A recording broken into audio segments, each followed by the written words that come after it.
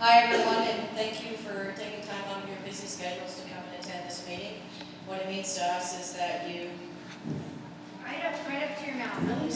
Yeah, like your box time.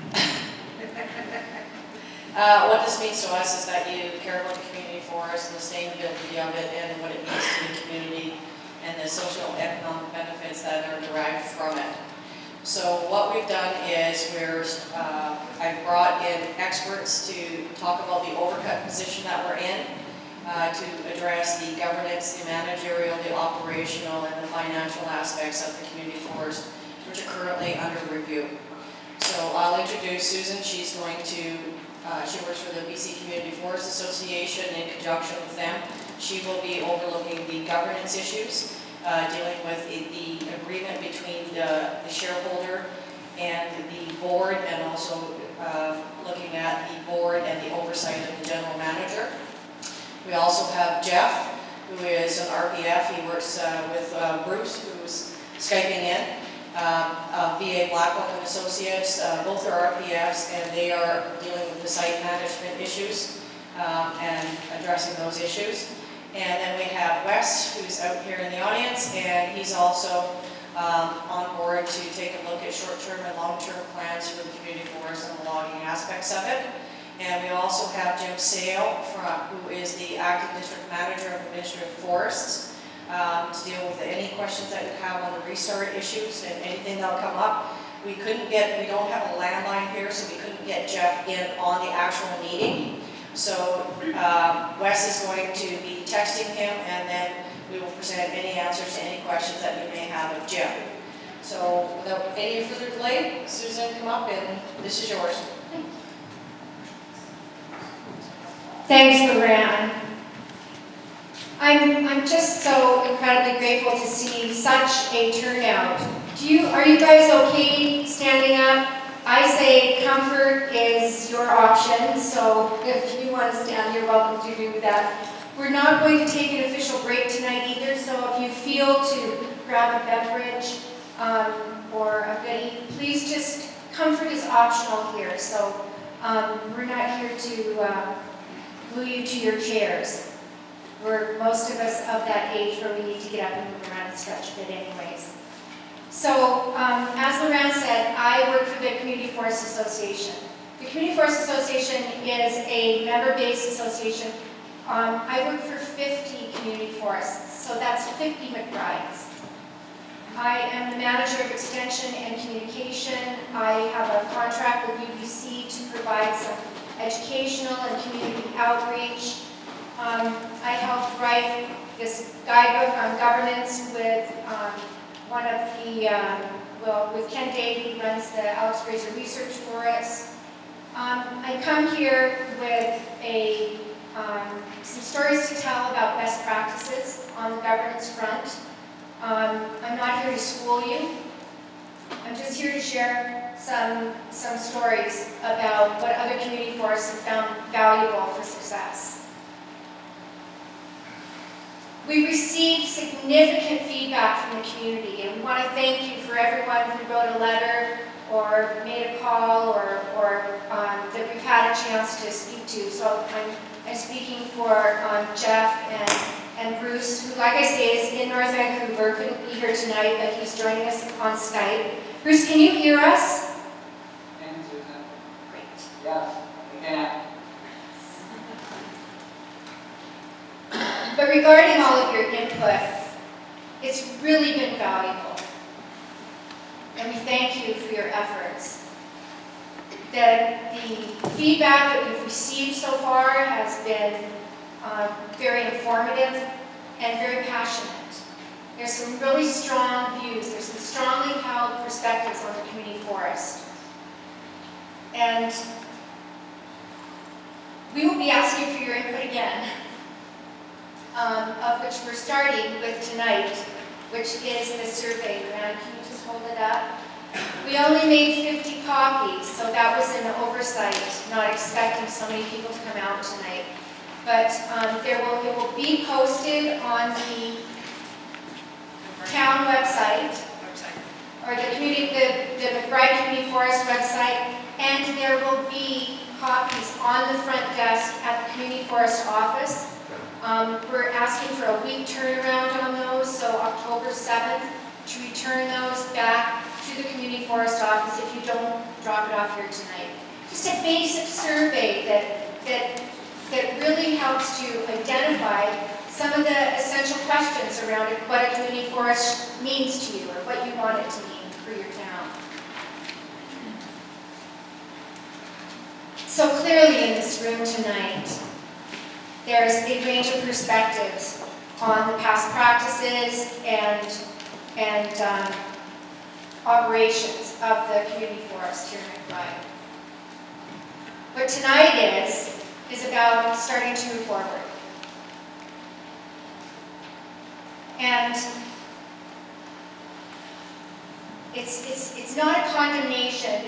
It's not a condemnation on those past practices, on any of the individuals involved or personalities of anybody who happens to disagree with a single opinion.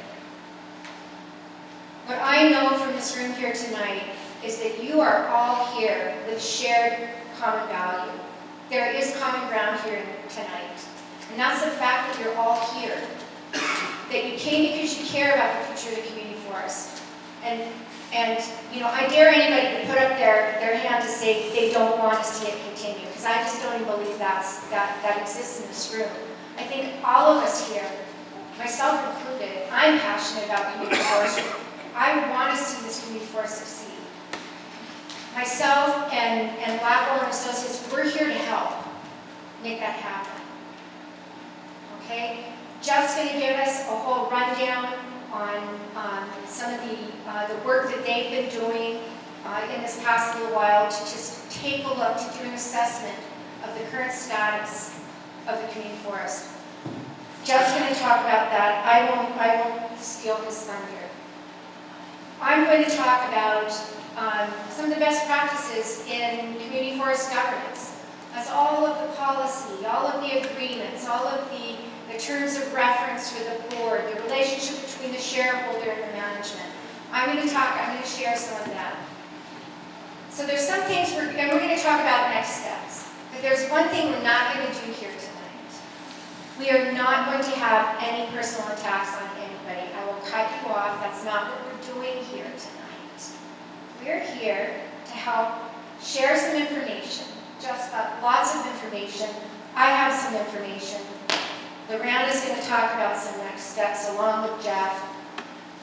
This is about focusing on the future and making sure that this incredible gift that you have, which is the community forest. I can't tell you, our executive director was just at UBCM. She had a booth there, and I can't tell you how many community forests, how many communities, rural communities in BC came by wishing that they had the opportunity for a community forest.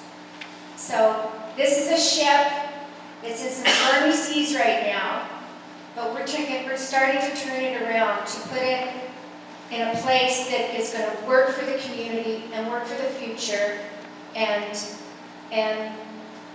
be there for a long time. Okay? We are going to have a question and answer period. We'll make sure you have a mic. Say your name. You get one question and keep your preamble short. Okay? I'll remind you of that when we get to that part of the agenda. So, last thing here is that this is about going on personality clashes and individual issues that you may have had with individuals in the past. It's easy to have conflict. It's easy to have conflict when you feel like your perspective, that your opinion is so important. What we want to start to do tonight is to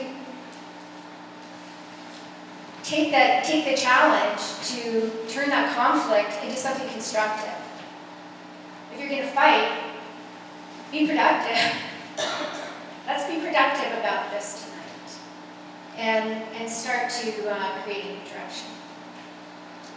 Okay? I would like to call on Jeff to do his part of the presentation. You know,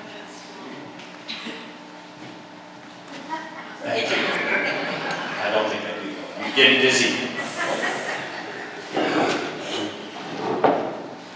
Thanks, Susan. I will say, I'll just remind you, my name is Jeff McWilliams. Bruce Blackwell, my partner, is sitting in that little small picture in the corner there, and we work together, and Wes and I and Bruce all work together over various points in our time, in our career. We have many, many, many years of experience in forestry, in all ranges of forestry, and I think we have varying levels of experience with community forests. And I think I'll speak for all of us to say that we have a passion for community forests. As I agree with Susan. We believe strongly in the concepts, and we are supportive of the community forests all over the province being successful and moving forward. Having said that, we've been hired, and we have two roles here. One is that we've been asked to report on the performance of the forest in recent times in all aspects. And secondly, we've been asked to provide some interim advice in the absence of a manager here to try to keep the forest operating to the extent that it's legally, to meet legal requirements, to meet sustainable forestry requirements, to meet the community's needs, and also, and so there's a lot of issues that have come to the table. Bruce and I have only been involved for about 7 days up here, and it's been event-filled. We've met many people and enjoyed to meet many people who, I agree with Susan, have been very passionate and very free with their time and their offers of support to moving forward. And I think that whereas we have a job to do, which is report on what has been happening, I think I agree with Susan completely. This is about moving forward and trying to evaluate and not throw stones and not spend too much time looking at the past. It's about moving forward. So hopefully we'll try to do the best we can right now to update you in as transparent a way as we can about what we know, what we don't know, and what we're working on, because there's lots of issues and things to talk about. Okay, so having said that, the first thing that I wanted to talk about was the cut control situation, okay? And I don't know how much everybody knows. There's been a meeting already that involved some members of the public, and where we brought forward some discussions about cut control for the forest, but I don't think everybody's necessarily heard that, okay? So basically what cut control is for a community forest is that there's a certain biological capability of the forest to produce a sustainable yield over perpetuity, okay? And that's a central concept of forest management, okay? In this case, past analysis and work has shown that the sustainable harvest level for this community forest is 50,000 cubic meters per year. And what happens is that there's an allowance built into that over every 5-year period that you're allowed to go over that by a 10%. Okay, and you have to balance things out over that 5-year period. Okay, if you go over that 10%, so in your case, five years at 50,000 is 250,000 cubic meters of cut over 5 years. You're allowed to be 10% over that. Okay, so that, and what happens above that is that you face penalties, financial penalties, where the government can demand payment of double the normal rate for every cubic meter above that. Okay.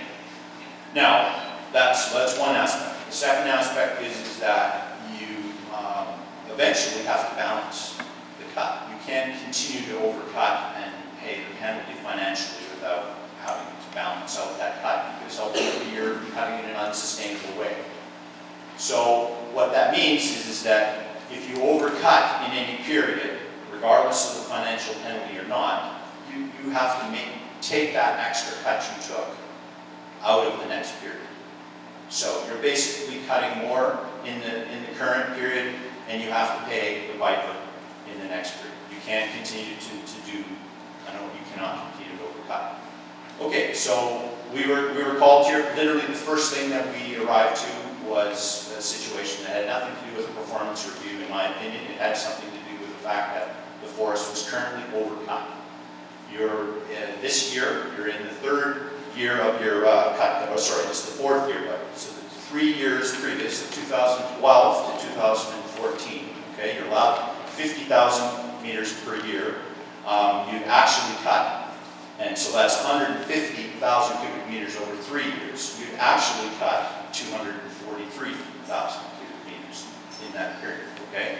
So what that means in real simple terms, in rough and dirty numbers, okay, is about 90,000 cubic meters over the allowance, okay, of the 50,000 cubic meters a year, okay? That's the first thing we arrived at, okay? And so that's not something that just happened today. It didn't happen just yesterday. It's been happening for a couple of years, okay? I have no idea what kind of discussion there's been about that, but that was the situation we inherited. Okay, so having said that, there are things that can be done. Okay, so immediately we brought this to the attention of the board and said, you're in an overcut situation right now, and every extra cubic meter you cut, you're liable for potential financial penalty, and you're cutting a meter that you won't be able to cut next year or the next year or the next year. Okay, so within the community forest agreements, there is an allowance in there for the community forest to request a termination of a cut control period that would normally be 5 years long. It can be terminated earlier than that, okay? And this is where we have to give significant credit to the district manager, Jim Sales, in Prince George, who was very understanding, sympathetic in our discussions about what the situation truly was in terms of the amount of cut that was actually had been cut, and also the remedies that were potentially available to the forest. So what we went through was a discussion about ending the cut control period that we were in, because basically right now we shouldn't be cutting anymore, but not a stick more really, until the community, everybody understands what we're talking about in terms of the implications of this situation, and there's an understanding of how to move forward. Okay, but there's also other things going on. There's contractors, there's mills, there's people that are depending on the forest for wood. So what we discussed with the district manager and worked through was the fact that we could terminate the cut control period and as of the beginning of 2015, okay, and restart the 5-year clock, okay? So basically, there's a little bit of detail here, but really it's starting a new clock of 5 years, and the overcut that we had as of that period at the end of those in 2014, which is about 90,000 meters. We start a new clock, a new 5-year period, but we have to carry forward that overcut of 90,000 cubic meters. Okay, so quick math again. Really, if we were to balance the cut for this year through the next 4, right? So this being the first year of the period, we would have to cut. We would only have available 50,000 minus 16,000 cubic meters, right? 90,000 divided by 5. We would have 34,000 meters available per year if we were to operate on a steady flow basis, okay? So, not particularly good news, but in light of the situation that we were in, a penalty situation without a restart, it was decided to recommend to the board that they do that. Restart so that at least there was an opportunity to meet with the mill owners, meet with the contractors, and really get, if there was a decision to cut some more wood here, that absolutely was required, that it could be done, and that the forest would face penalty. Okay, I know I see itchy fingers. It's going to be tough because really questions waiting until the end is tough, but so that is, that's a pretty, I don't want to be too judgmental, but it is a serious situation, okay? Forests and sustained yield and everything is a very central concept of good sustainable forest management. So being in this situation on a perpetual or a longer term basis is not an acceptable thing to do. And so there's some significance to that. There's no question, okay? And I think you can start to figure out what that significance could be. There's lots of ramifications. Okay, there's a little bit maybe of some good news to include in this. Sarah is working very hard on reviewing the government's numbers and comparing them against community forest numbers on waste. There was a very substantial waste charge against the community forest in 2012. And don't quote me on the numbers exactly, but around 34,000 cubic meters that was levied against the forest, both in financial penalty as well as in volume penalties. Waste counts against your cut allocation, okay? So it's usable wood that you didn't use, it gets charged against your cut.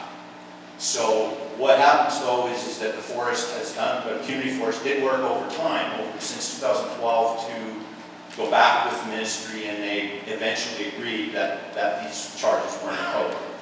And they waived the billings for the financial penalties associated with that, but we cannot prove that they've actually backed that out of the community forest cut. So what I'm really saying in long short is that if we can prove our point, there 34,000 cubic meters that is currently charged against the cut could be taken off.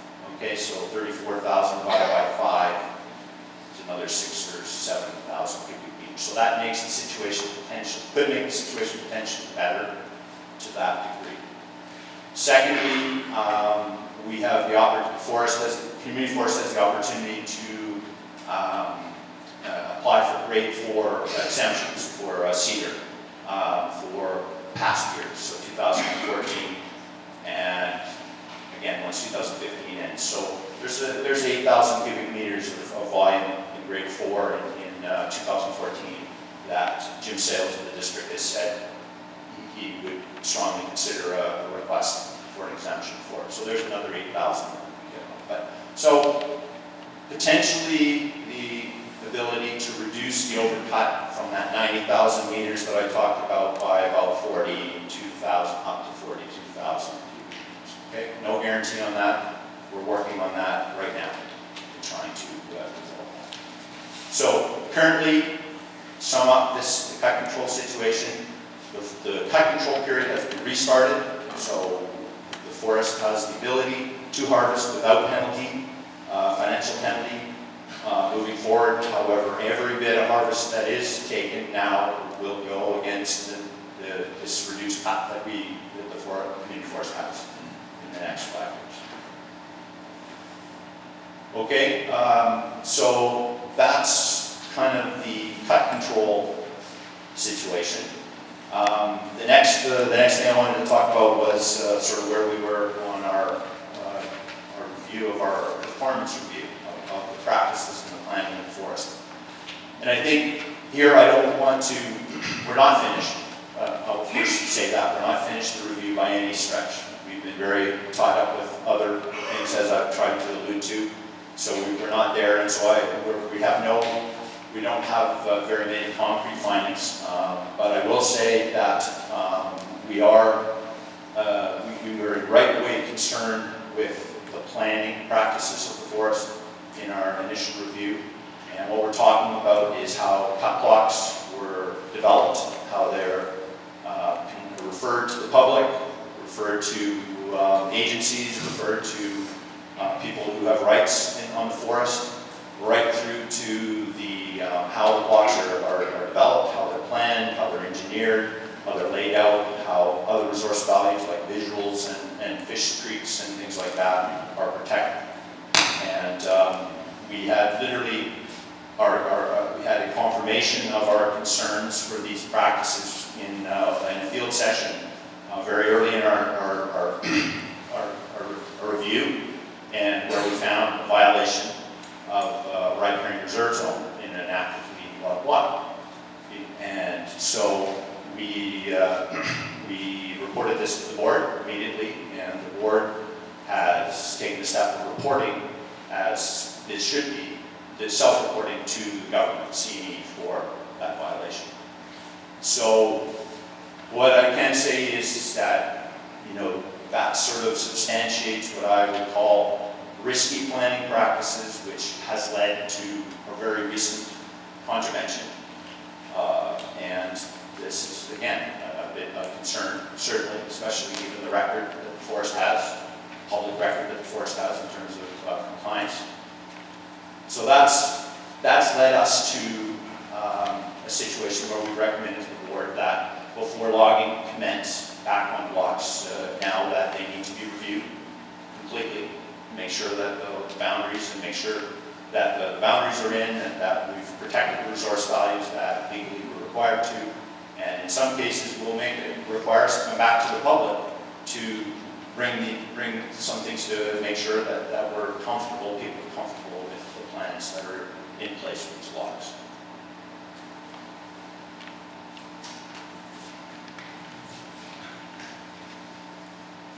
Okay.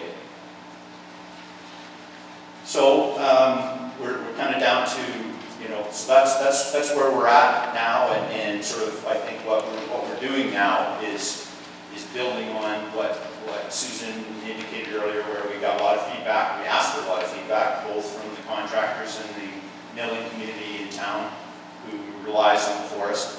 We got that feedback, and we really appreciate that. And what that has led to is, given the kite control situation and the other issues going on, there is a need for cedar mills in town, and some dire needs apparently. And so I think that we feel strongly that where we can develop plans that are appropriate for legally, meet the law and are appropriate for stewardship and management, and can meet the needs of these mill owners, that's an very important consideration.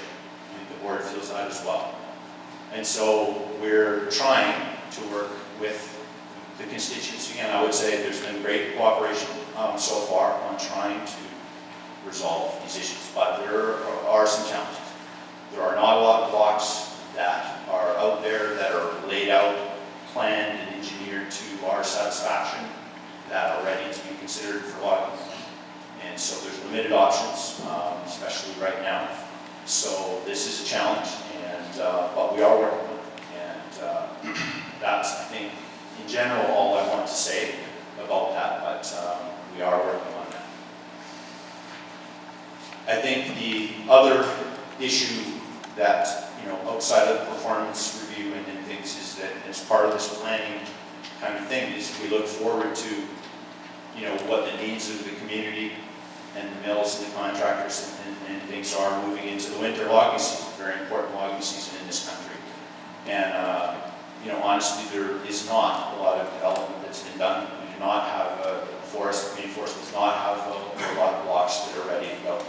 And so clearly this is, I think, a very, significant thing that needs to be addressed here in the next couple of months, so that the community forest is in at least a position, if they choose to move forward with cutting, and to what level of cutting they're going to move forward. But if you don't have plans in place, you don't have any options. And I think right now that is where unfortunately we sit. So a very big challenge here, and cooperation in all aspects of this in terms of moving forward with this. It's solvable. I don't think it's unsolvable, but it's going to take some work.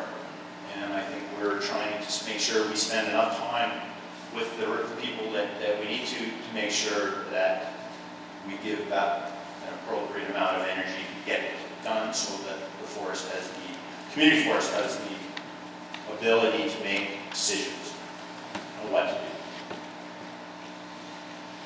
There are other issues that are also out there, which we're trying to address. For example, the carrier deal. There are, I'm not going to say too much about that. We can leave that for questions and things.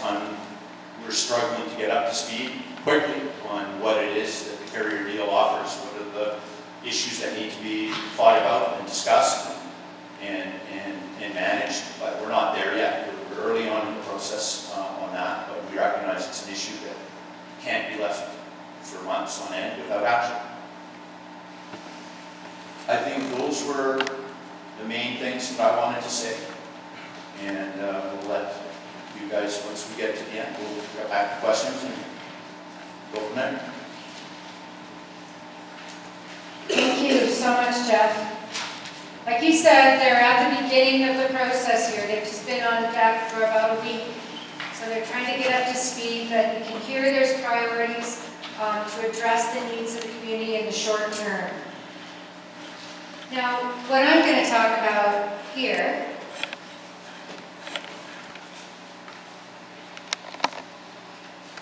is the governance aspect of the community forest. So we've got the operations and the forest management, and then there's the whole part of how the community forest as an organization operates. So like I said, I work for the Community Forest Association. It's membership-based. We were formed in 2002.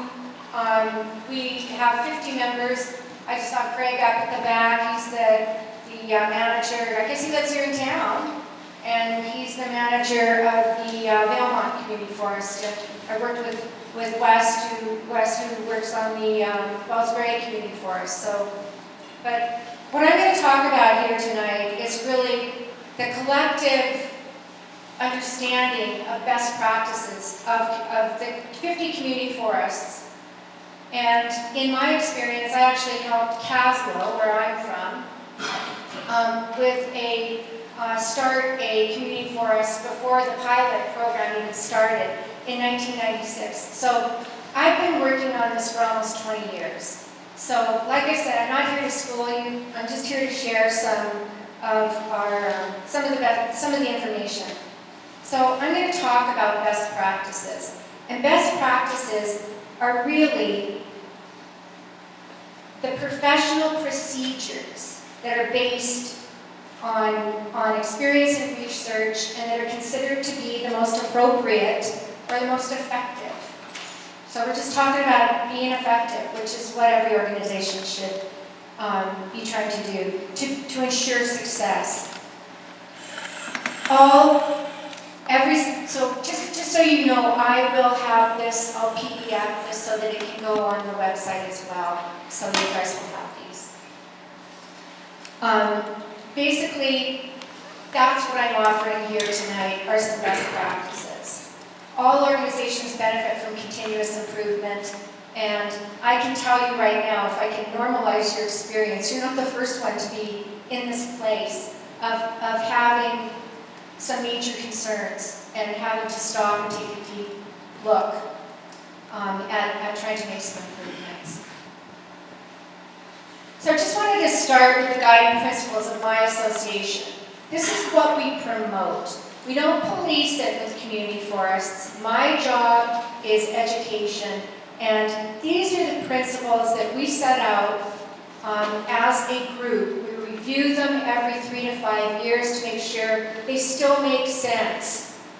So we're talking about the social, the environmental, and the economically sustainable, respecting First Nations.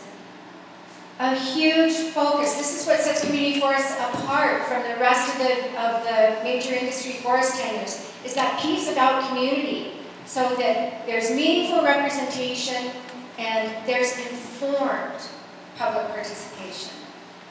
Leading edge forest practices. We're thinking that innovation, oh, yikes. Excuse me, oversight.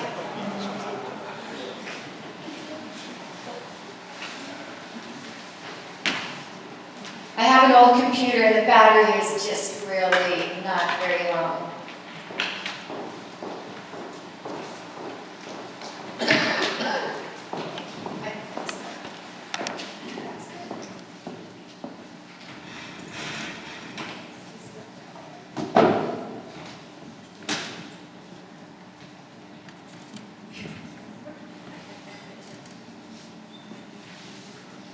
Okay, so another guiding principle is that we promote community forests to focus on local forest-based employment, and that the community is the body who does the monitoring and the evaluation of the community forest.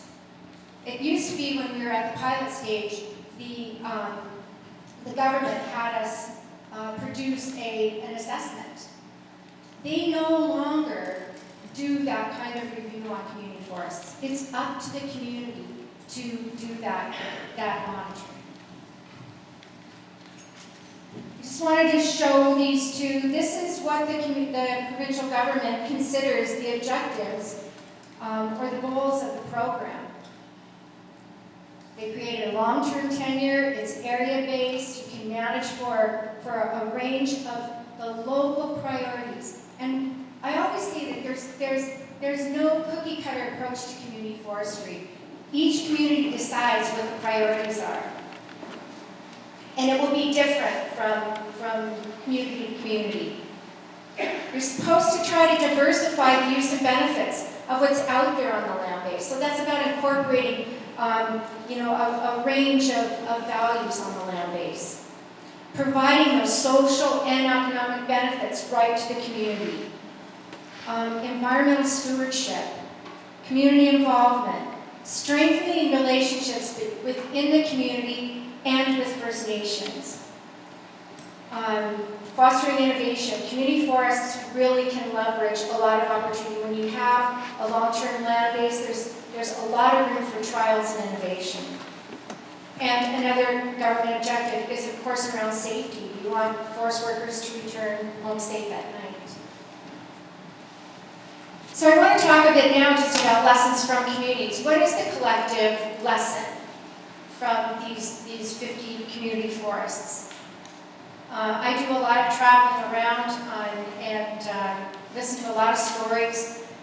We're actually involved as well in, we're just launching on Monday our second round of indicators. We've decided to collect data that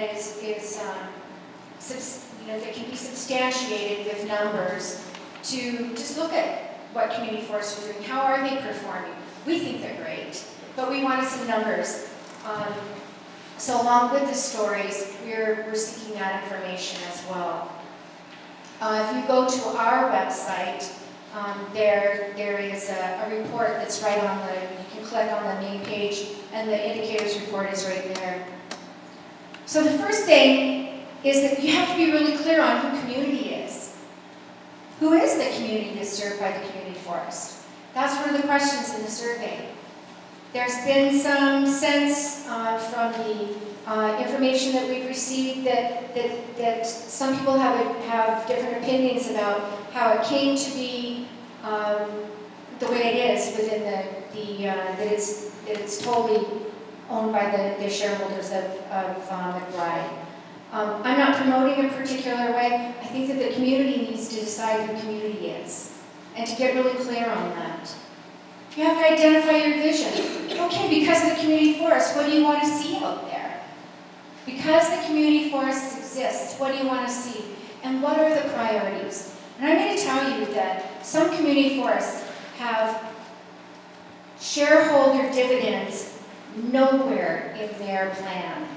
They have never given a shareholder dividend, they probably never will, but they do other things because they have different priorities. Okay? It's up to the community to define those. In that survey that you have, there's an opportunity for you to do some ranking there about what your top priorities are. You need to have community champions. I'm going to say that tonight every one of you guys are one of those around this, just for the fact that you came out. But you have to have, it's all about volunteers. You have to have people who really believe in it and who are willing to step forward. You have to have an informed and engaged community. Now, informed is really an important part, because if you're going to be meaningfully involved, you have to have some information to be able to give good direction. Arm's length from politics.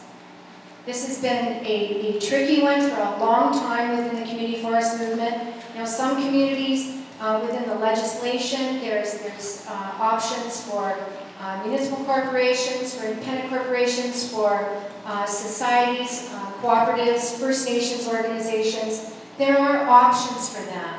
And there's some constraints when politics are involved. I'm going to talk about that more in a minute. It's also really important to make a clear distinction on decision-making and guidance. What is the job of the board? What types of decisions does the board make? And what type of decisions does the manager have? And what tools does the board give that manager to make those decisions? That distinction is really, really important. Now I'm going to just talk for a minute about Arms Lake for politics. And this is a publication that comes from, it was produced by the BC government back in 2006. And they talk about piercing the corporate veil.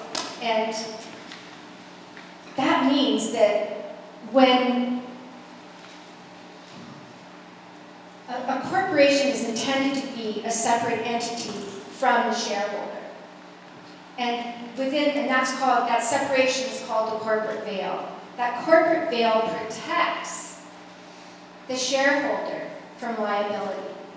And when you pierce it and you have a lot of political involvement within your corporation, you threaten that veil. So it's a risk. It's a risk that needs to be tended. That needs to be thoughtfully considered. And there are options to protect that risk. Basically, the best interests of the corporation are not the same as the best interests of the shareholder. It's different.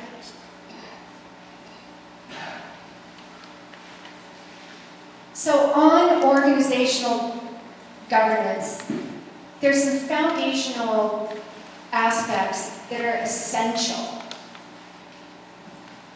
The mission, the vision, the mission, the purpose, the guiding principles. These are things that if you're going to go out and build a house, this is like the forms in concrete. And it informs every next step, every next decision that you make. That foundation informs that. I suggest that these things should be reviewed every 3 to 5 years as part of a strategic planning process. This is what we said we wanted to do. This is what we said was important. This is what we said how we were going to be guided in our decision making. Is that still relevant? Did something change? They're so important. And then your policy framework, policy for all of the things that are important. We want to create local employment. Local employment is the most important thing, and so dividends, if we can't do it all, matter less. It helps you set priorities. A shareholder management agreement. McBride doesn't have one. And as far as I know, there's only about 2 community forests who really have one, so you're not alone in that. But it's so important because what it does is it sets out the expectations of the shareholder for reporting, for financial management, for any direction that is important to the shareholder, because they are devolving the responsibility, they're handing off to the corporation the responsibility to manage the community forest on their behalf as representatives of the community. So this agreement is a legal document, and it's missing in this community forest. The composition of the board of directors and the terms of reference for the board of directors. I've been listening to some of you talk about some of your ideas about this. I think there's a strong sense that it hasn't been perfect, that it's not perfect now, and that there needs to be consideration for a new approach. But having those defined with somebody, I always want to know what my job is. Oh, please, be clear to me on what my job is, and then I can show up and do a better job. Terms of reference really help a board do their job. How is work led on the community forest? A fair and transparent tendering process. Community forests have learned that this is essential in small communities. We're all rural communities. This is a really important policy or approach to figure out. And then what's your plan to engage the community? What's your communication plan? How do you talk to your community? Do you post all your minutes? Do Do you, it's not just policies, but do you have community celebrations where there's a booth of the community forest that shows the current plans? Do you only consult with maps at the forest stewardship plan level, or do you do some more incremental planning? How do you consult? How do you know where the community's concerns, issues, and needs are? I'm a strong promoter of a strategic plan. It's a tool that's developed by the board that gives direction to the manager. I think in best practices, the community has a role in this, where the community, we don't want the community to be involved at the detail level. That's not the role for the community, in my experience. The community job is at the top. What did you say you were going to do, and did you do it? What direction did we give you at that high level, and did you do it? And the board's job is to take that to the more detailed level and to direct the manager.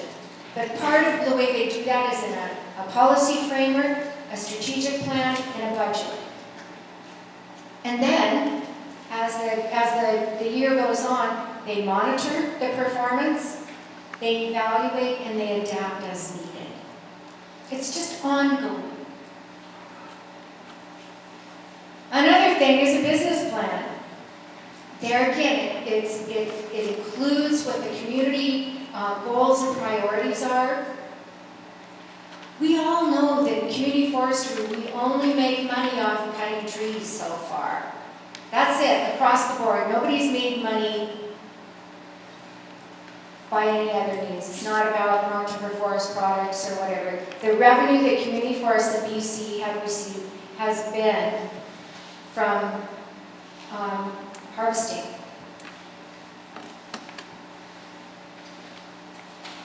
It's not a license to print money.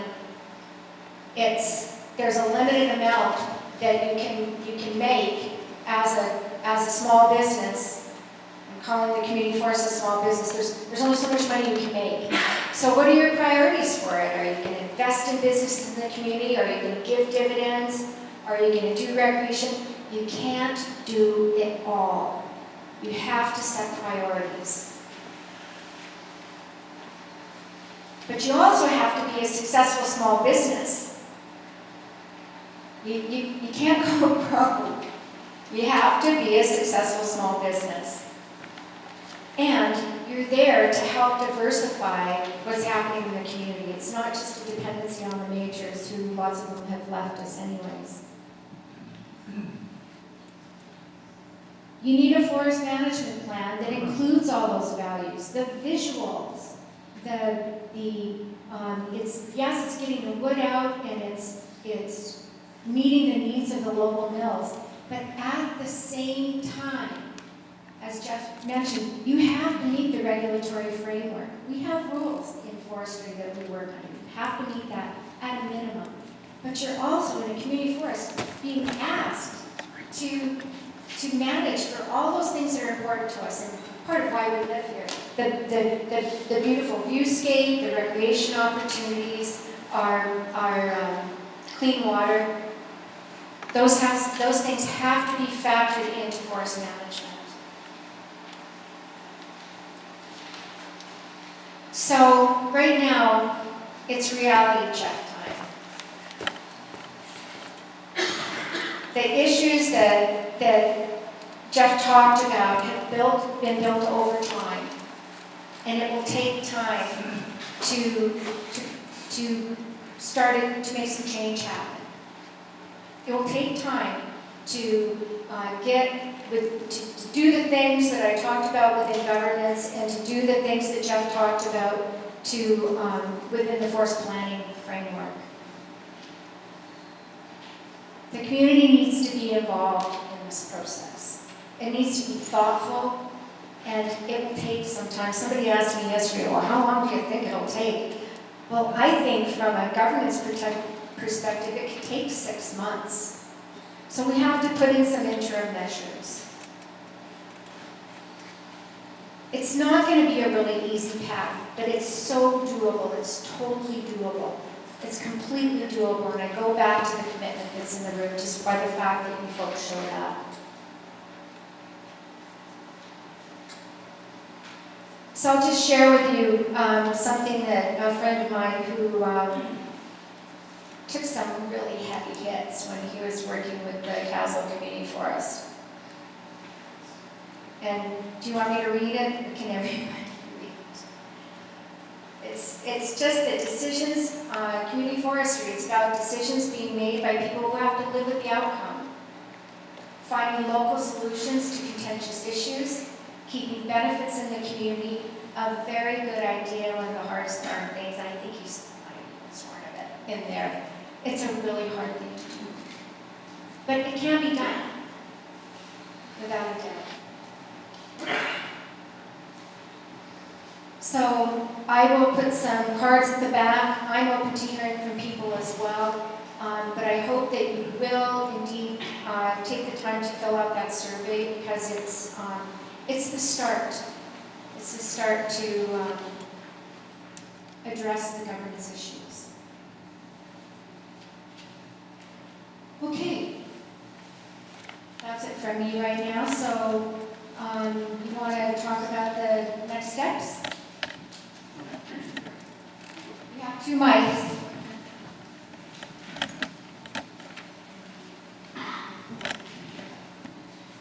All right, so the next steps, of course, plus the input that we're asking. What's that? Sorry.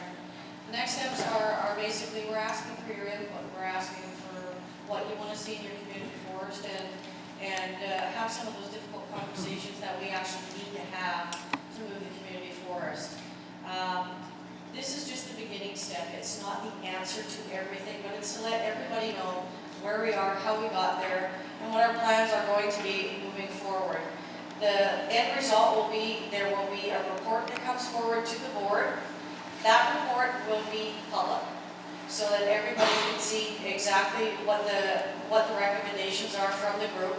And then there will be, of course, a series of steps to implement those changes and anything that comes out of there, because of course we never know exactly what's going to come out from everybody, but we want to incorporate all of that into moving forward with our community forest. The entire time we are doing this, we are also, of course, keeping an eye on the carrier deal and the implications and how that affects the community forest as it stands. So that's always in the back of our mind while we're doing the things that we're doing right now. Jeff, that's about it for, do you have anything else you want to add? No? I think I said it already. Okay, so we will move into question and answer period. Is there any, Steve, of course, you're first. Give me a sec. Okay, you go ahead. I got a few questions. You have to use this in the back here first. Just a few questions for Jeff. First of all, I was going to remind you to ask you to state your name Steve Pelton. and to ask one question. Okay. I'll ask one and then the other. The first question, Jeff. When is the next TSR review? That's a good question, and I don't know the answer.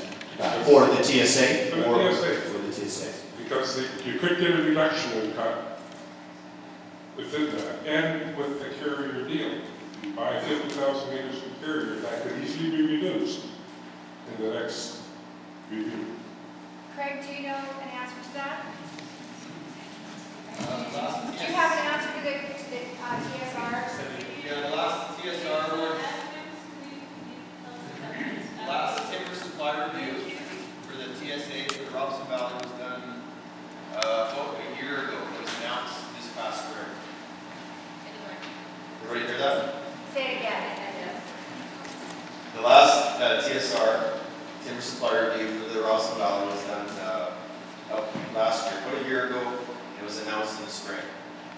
The community forests are separate from that. There's a reduction in volume for the forest licensees like Carrier Lumber and BCTS. But the comp forests are separate. We have our own TSR, and that really doesn't affect us. So I'm not sure when the last TSR for the McBride Community Forest was done. Right, I think just on this, we add to that, I think I agree with that completely. which is that part of the carrier deal and how it could translate into a new community forest for McBride is that the government has done a separate analysis of an area that has been chosen, and that took the volume that was being offered of 37,500 to the village and turned it into an analysis which determined an area that would support that cut. And so once, I guess the only catch to that could be is if the delay of doing the deal goes long enough that a new TSA cut was set, and carrier then went back and said, well, wait a sec now, we've just had a reduction in our cut. We're not sure we want to offer up 37,500 cubic meters anymore. So that's all, that's the only comment. I agree with So I'm texting Jim Sales and District Manager Chris George, and he says they're usually done every 10 years. So that would be 9 years. So that's what a management plan in a community forest is all about. The management plan does two things. It sets out community priorities, it sets out some basic goals, which when I talked about that a community the community is responsible to monitor and evaluate the community's performance, it's on those things that are stated in your management plan.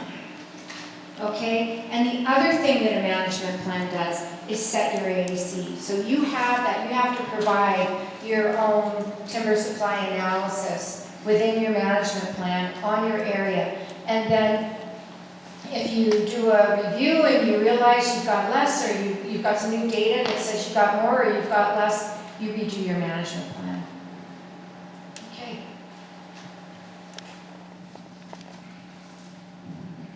Brian Monroe. My question is, and I'm going to preamble just a little bit, the question is, when is the public going to be involved in the carrier license deal?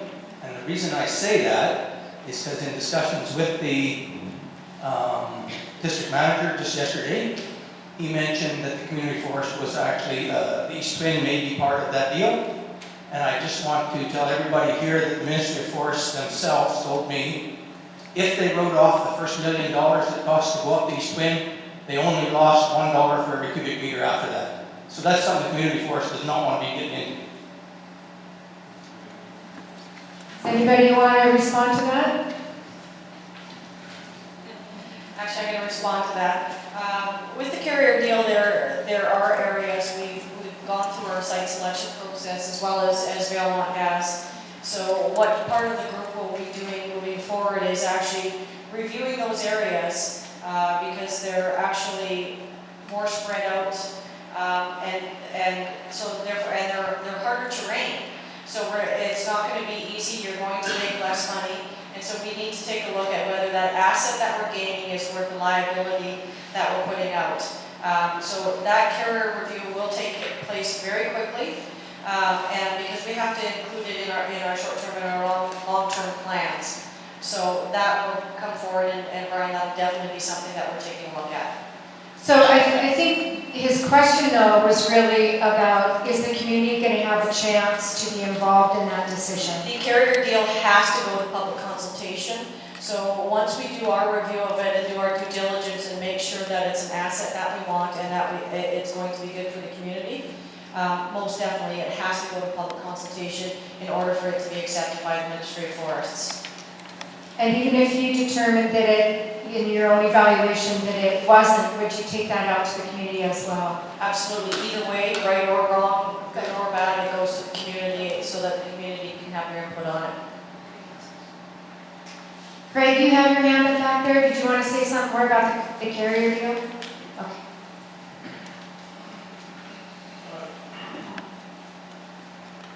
Paul Elliott. Comment on that East Twin. It's already in the community forest as it exists.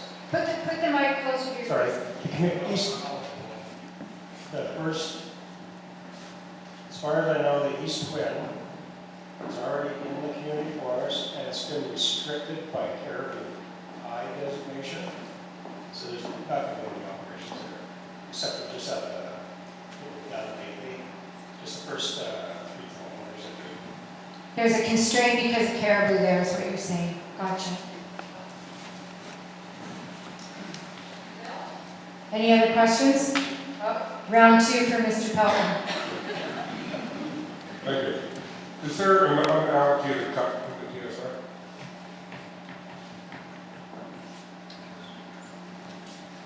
I'm not a TSR expert on this TSA.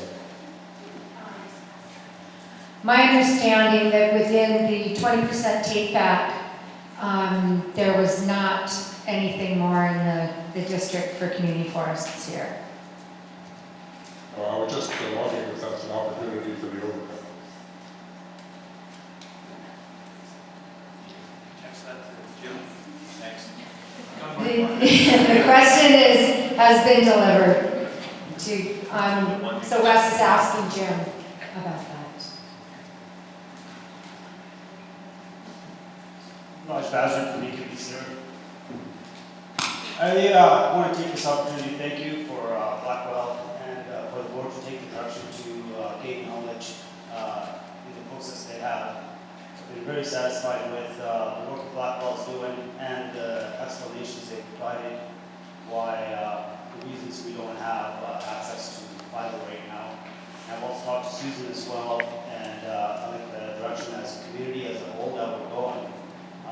My question is actually more towards the board of directors, but they're not really there. So wondering if we can just take a few minutes to kind of explain my part of the situation, why the mill is an important aspect for going forward for this future in the short term. Yeah, I think everybody gets it. 15 employees, I think people get that. I think there's a strong understanding about what your mill provides.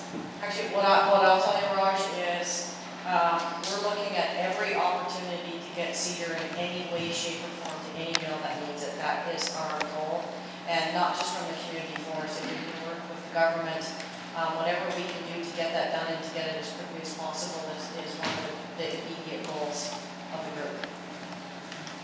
Oh, I appreciate that. Yes, that's the broad basically is the picture of the 50 families. Yes, it's already been done. What's already been done? Basically, the jobs for 50 families is right now on current status is gone. Right?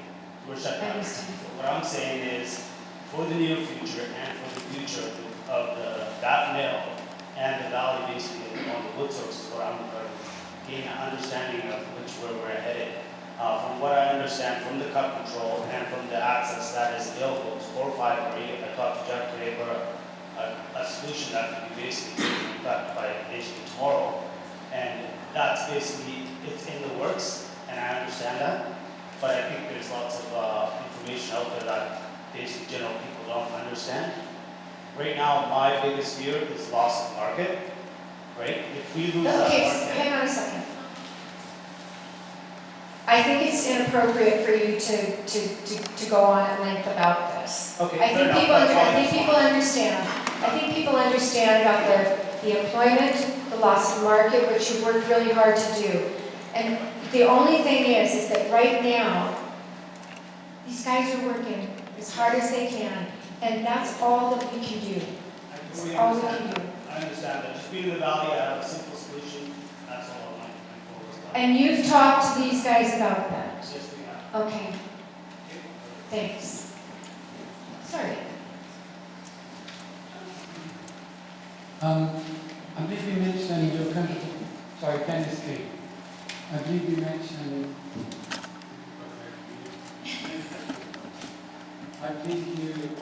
that you're going to be looking for more public input.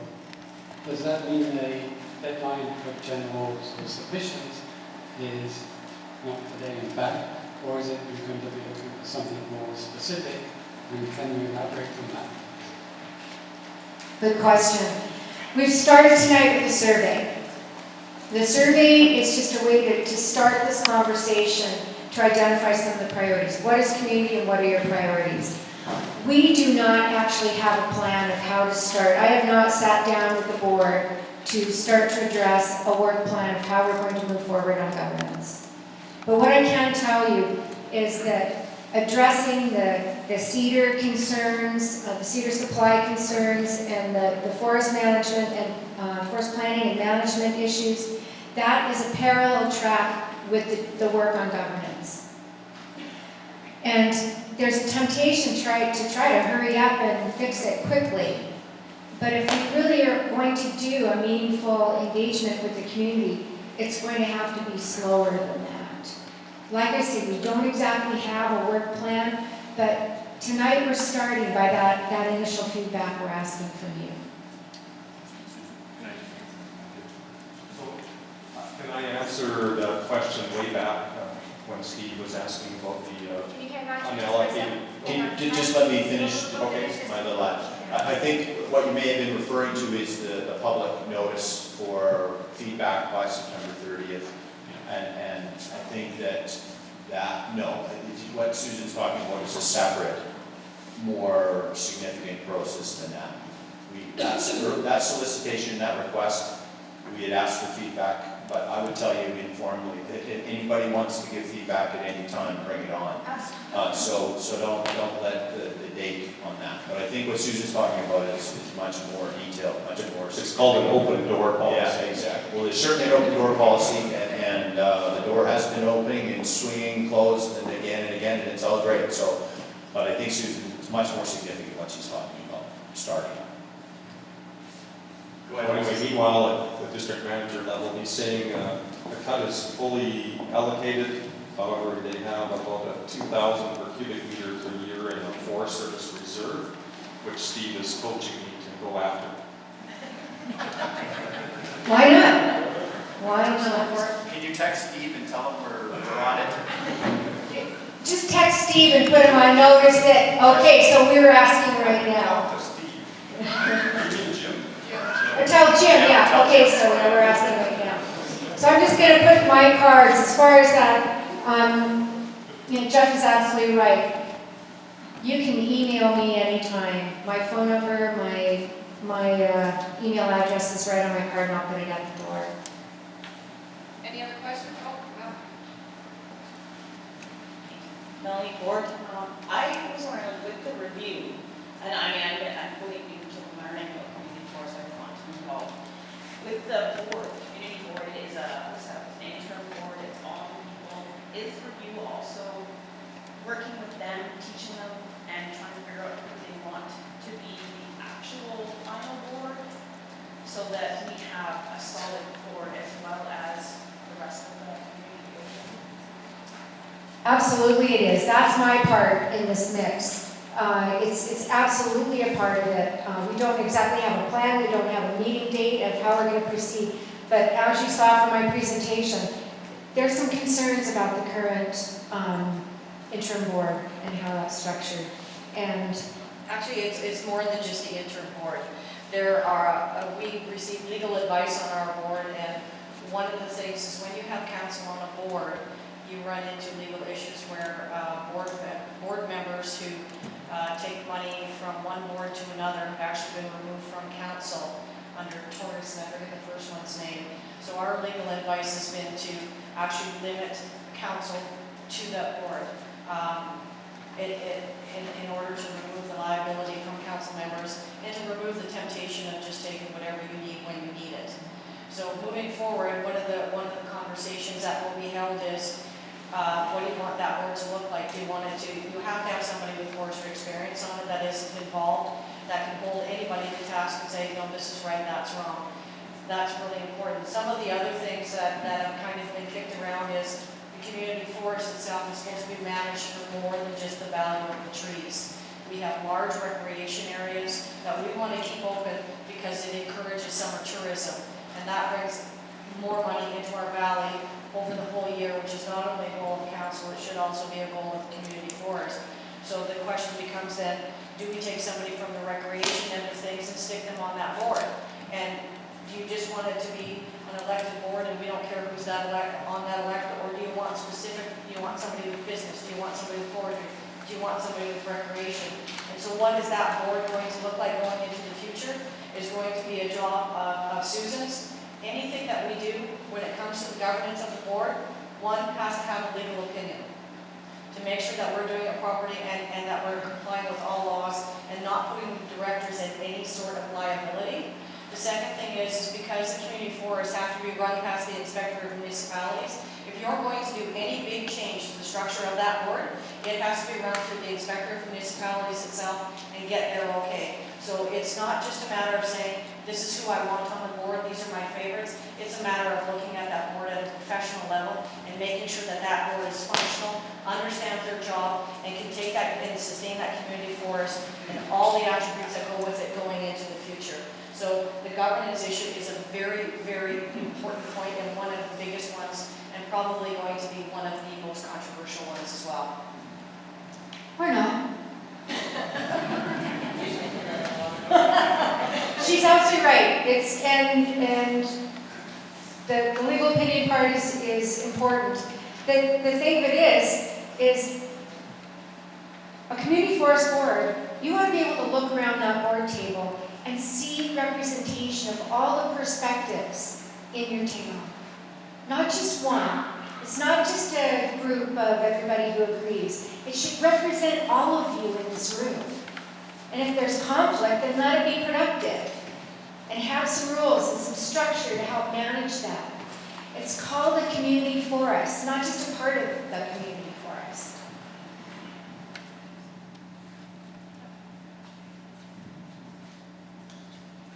Matt Rempel, I have a question regarding kind of waste. I'm not sure how far you've gone through review. Having lived in Prince George and grown up on the island, when I came up to McBride here, the amount of what I do as waste and area of log that's being dumped up against other live trees could be. I was just wondering, during your review so far, have you made any assessment on the waste in the bush? And if you have, is that normal or are we excessive? Like what's your opinion thus far, or do we have to wait until we're report later on? That's a good question, and I'm going to be cautious in my answer. I've certainly noticed, because I also travel around to a lot part of the province, and the waste piles that are large.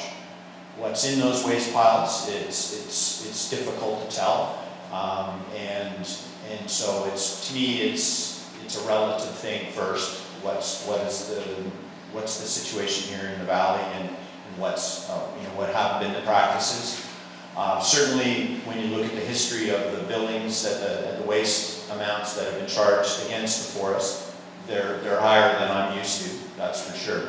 But I'm not being judgmental about that right now. So I think in the end, right now, is I go on what the record is, and the waste numbers are, and of course, what's happened here is there's this uncertainty with the waste amount from that huge amount that we're talking about. If that number is in, and if it's real, it's like, my goodness, it's significant. But if it's not, then that changes things. So I think it's still under review, and I'm not a waste expert, so we're seeking guidance on that from those who are, and trying to get our frame of reference around that. So it's certainly an issue that is ongoing in our review, but we're not there yet. Anybody else?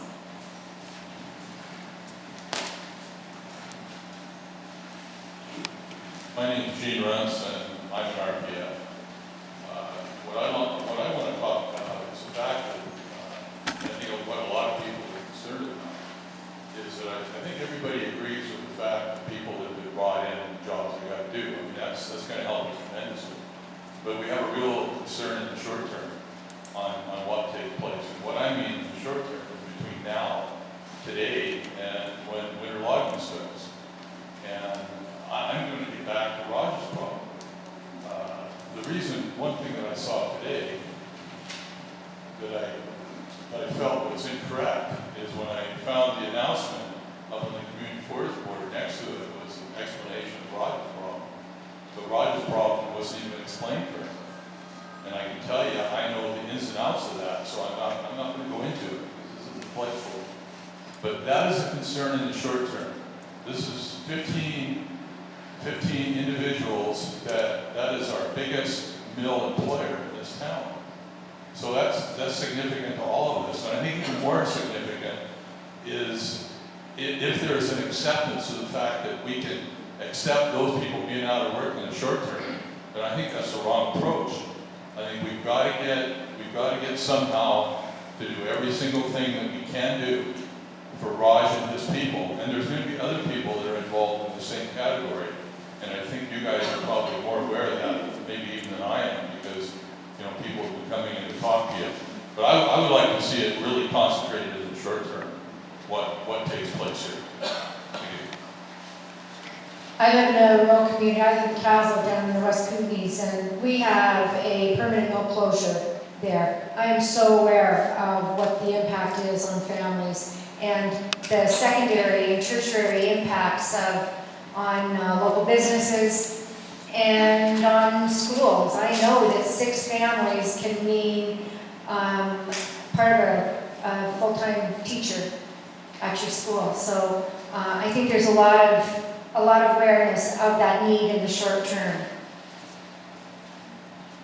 I agree. I think that, I don't come from this community and I don't come from a small community any longer. I was born in one, but I've come from a big city. But I also have heard listening to people talk and reading the submissions and I try to understand, we try to understand, both Bruce and I and Wes, as much as possible, how this affects, and I think we get it. And I'll tell you right now, pretty much, I've sort of indicated, we were hired to do a review of the forest. I was saying to Susan, I was estimating that of the time we've spent so far, we probably spent 10% of our time here working on the review of the forest. We've spent the rest of the time on trying to understand the short-term issues that are being faced, the legal implications of operating within the law and within sound forest practices, and we are trying to do the best we can, and we are seeking input from anyone who has solutions and wants to we want to find solutions. So no promises that we've got a silver lining that we're going to get there, but I think the commitment is there that we understand that this review of practices and things may have to take a back seat. We have a job to try to help to do the best we can to allow the community to continue to work. So we understand. Any other questions? How many people do you think are here tonight? Did anybody count? Is there 100? Easily 100? Pardon? In excess of 100. In excess of 100. 120.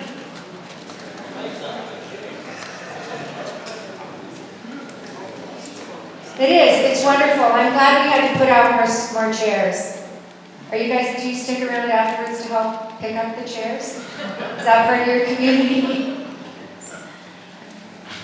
Well, I don't have anything more to say except that we're gonna get this.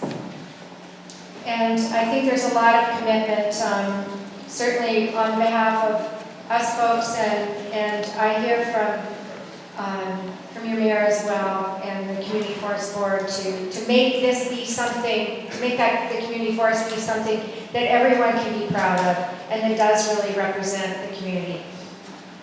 So with that, I'm going to put my cards at the door, and I want to thank you for coming. Help yourselves to some tea or any goodies that are still there. And thank you so much, and we will be in touch. Surveys, if you finish them, you can leave them here for us. Otherwise, if you want to take it home, you can drop it off at the community forest office. Thank you.